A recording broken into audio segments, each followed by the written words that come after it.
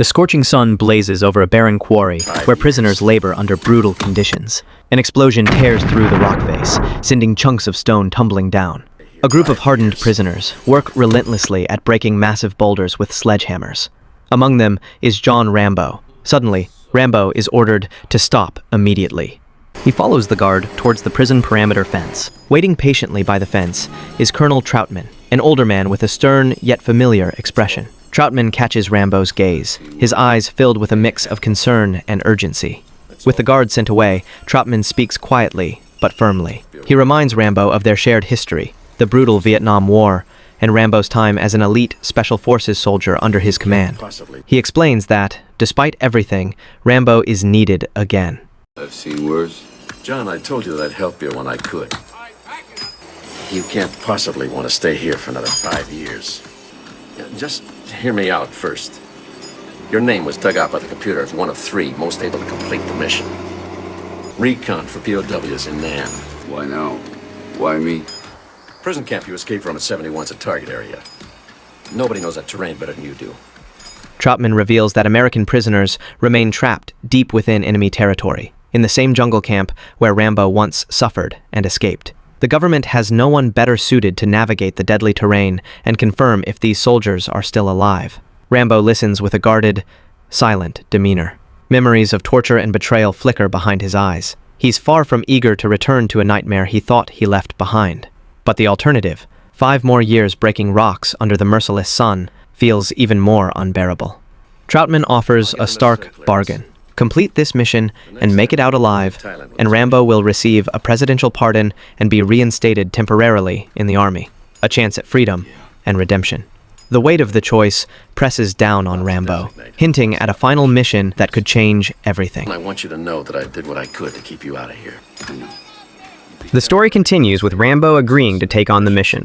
Colonel Troutman tells him that the next time they meet, it will be in Thailand, where Rambo will join a special operations team assigned to the operation. As Troutman turns to leave, Rambo stops him to ask if the mission's success depends solely on him, a question that carries the weight of the impossible stakes ahead. Do we get to win this time? This time it's up to you. Soon after, Rambo is flown to a U.S. base in Thailand, where he lands on a helipad and is greeted by a talkative, enthusiastic man named Erickson. Erickson expresses how honored he is to work alongside Rambo. Inside the base, they meet with Colonel Troutman again and Marshal Murdoch, a man who sizes Rambo up critically. Murdoch, a Vietnam War veteran himself, tries to gauge whether Rambo can follow orders after his previous clashes with the police, emphasizing the need to build trust. Murdoch hands Rambo the number of his former battalion and speaks somberly about losing many good men. According to military intelligence, around 2,500 Americans are still listed as missing in action, and their families are desperate for closure. Rambo's mission is clear. Infiltrate the enemy base undetected, gather photographic proof of any remaining American prisoners, and avoid combat at all costs. He is strictly forbidden from engaging the enemy, as political tensions require indisputable evidence before any military action can be justified. Once Rambo delivers proof, Troutman's special ops team will be dispatched to extract the prisoners. Though Rambo remains silent on the surface, a fire of determination burns within him. He resents the idea of abandoning men behind enemy lines. Later, Troutman briefs Rambo on the mission details. Rambo will parachute into a designated drop zone with more equipment than ever before, a necessity for solo survival since sheer muscle and blades alone won't suffice. He is introduced to the operations command center, filled with cutting-edge technology designed to support him throughout his journey. He will rendezvous with a local contact named Koba.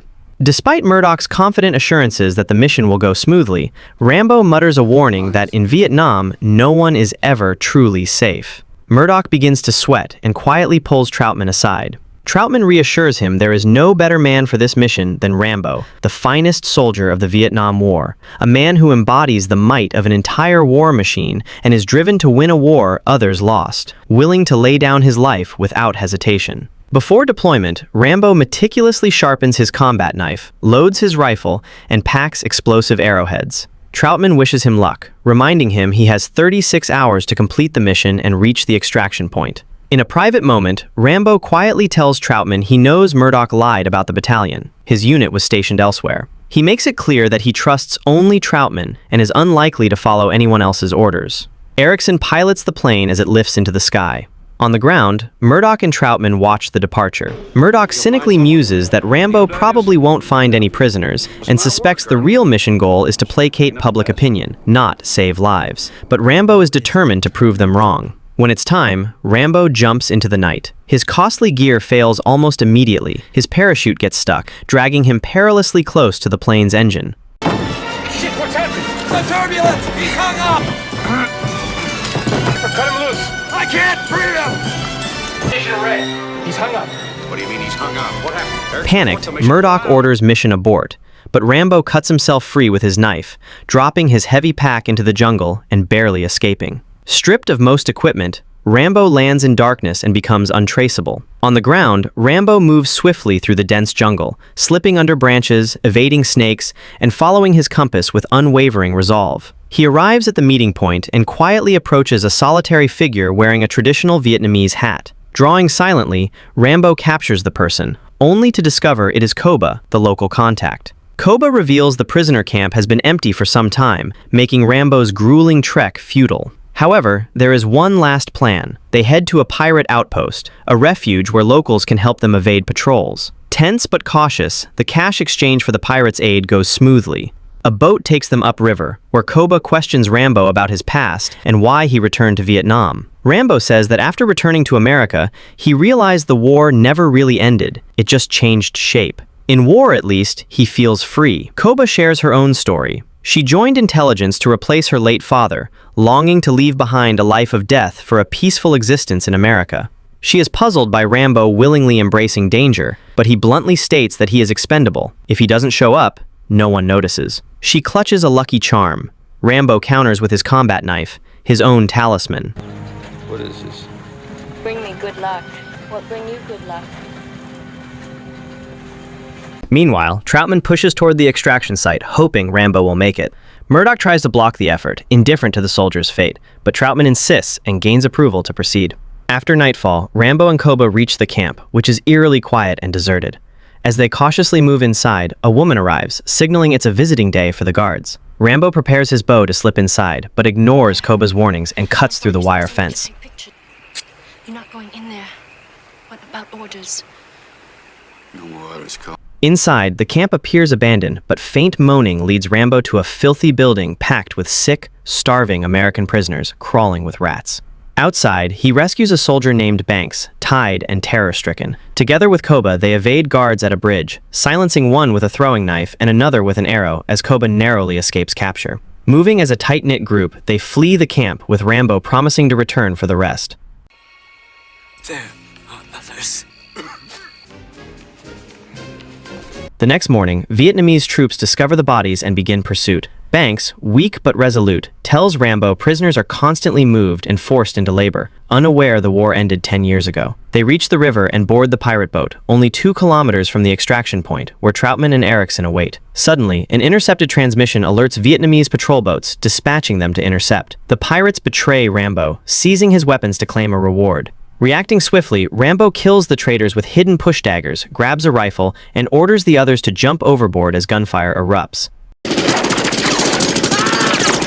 Rambo narrowly dodges death on deck, firing a Russian rocket launcher to blow up the patrol boat. Although aflame, the patrol boat charges forward. A pirate tries to choke him, but Rambo escapes with his knife, diving into the water seconds before impact. He reunites with his group, and they flee into the jungle. Near the extraction site, Rambo shares a quiet goodbye with Koba, who pleads with him to see his value beyond expendability. Their moment is shattered when they are spotted in a rice field and mortar fire rains down. Rambo drags the weakened Banks to safety as a helicopter arrives. Troutman and Erickson spot them, and Rambo waves frantically, pushing Banks forward with sheer will. Inside the command center, Murdoch hears Rambo's voice and panics, ordering the mission aborted, and commands Erickson to return to base immediately. Troutman protests but is held at gunpoint as the helicopter turns away, leaving Rambo and Banks surrounded and outgunned. The two are captured while Koba watches in horror from the jungle. Back at base, Troutman erupts with fury, calling Murdoch a traitor. Murdoch coldly admits the mission was a lie from the start. The government prioritized public calm over saving soldiers. Rambo was never meant to return with evidence, sent on a doomed mission to fail. Troutman knows the truth. Vietnam is holding prisoners as revenge for denied reparations.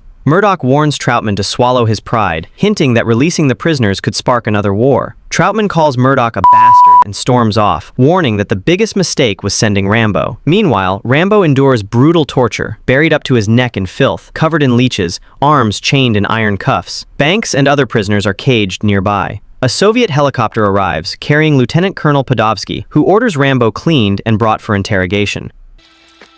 In their methods, I am Lieutenant Colonel Podovsky. I do not know who you are yet, but I will. Take him and clean him up. Just opposed by an act. I know you are trying to facilitate the release of war criminals.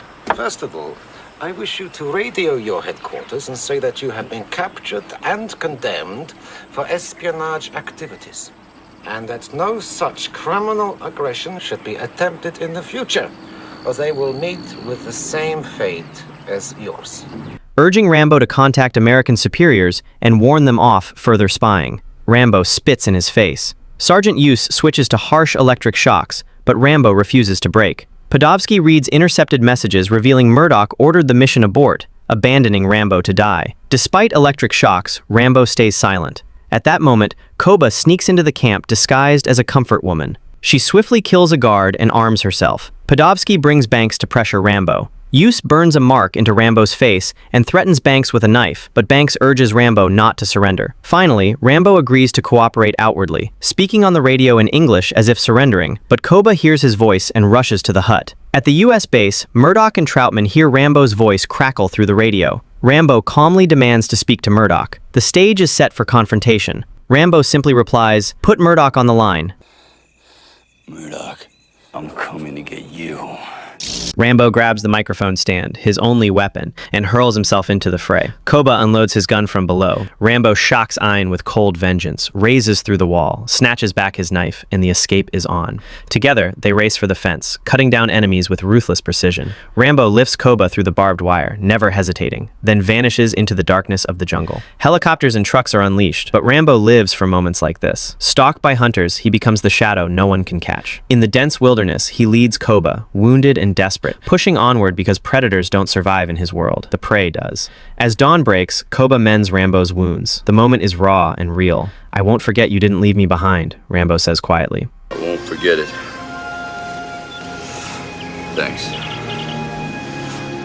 He's heading for the border, Thailand, home. She begs him, desperate, dreaming of America. A kiss passes between them, one final hope, but fate has other plans. An ambush tears open the forest. Koba is hit. Rambo turns ruthless, annihilating the attackers with a rage born of loss. But one escapes, and Rambo's hands fail to save her. Koba dies in his arms. At the base, Troutman's patience runs out. He demands a rescue. Murdoch refuses, arrogant, and the colonel stands defiant, threatening to go above him. Murdoch clamps down, putting Troutman under arrest. Meanwhile, Rambo buries his grief in the ground, tying Koba's pendant around his neck. This mission is no longer about orders. It's personal. Soviet and Vietnamese troops scour the jungle, but against Rambo's cunning, they stand no chance. He melts into the brush, lurks underwater, smears himself with mud. His knife and bow become extensions of vengeance. Yusen returns in his chopper, raining bombs. Rambo dives for the water. As the Soviets swoop to finish him, Rambo explodes out of the lake, boards the chopper, and wrestles fate in the sky. Yusen claws at Rambo's throat but loses the battle. Rambo throws him out, ejects the pilot, and takes control. The gunship becomes his wrath. He circles for the P camp. Bombs and fire rip through huts and tents. On the ground once more, Rambo finishes off the Soviets and frees the prisoners. Bullets strike, men fall, but survivors rise.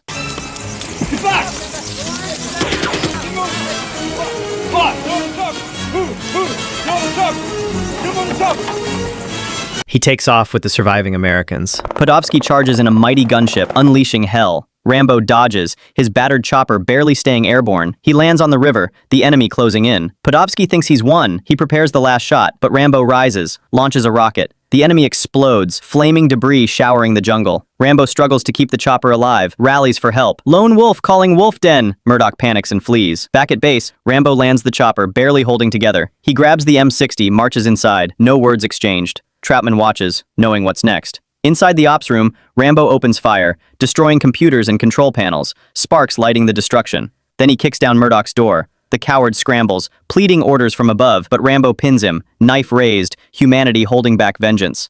Killing Murdoch can't fix what's broken. Rambo demands change. He wants action, before more are lost. Outside, medics swarm the newly freed soldiers. As Troutman asks what's next, Rambo tells him the medals are for those who never came home. He isn't going back. Such a tough movie today. Share your thoughts in the comments. I'll be reading everything. See you in the next one.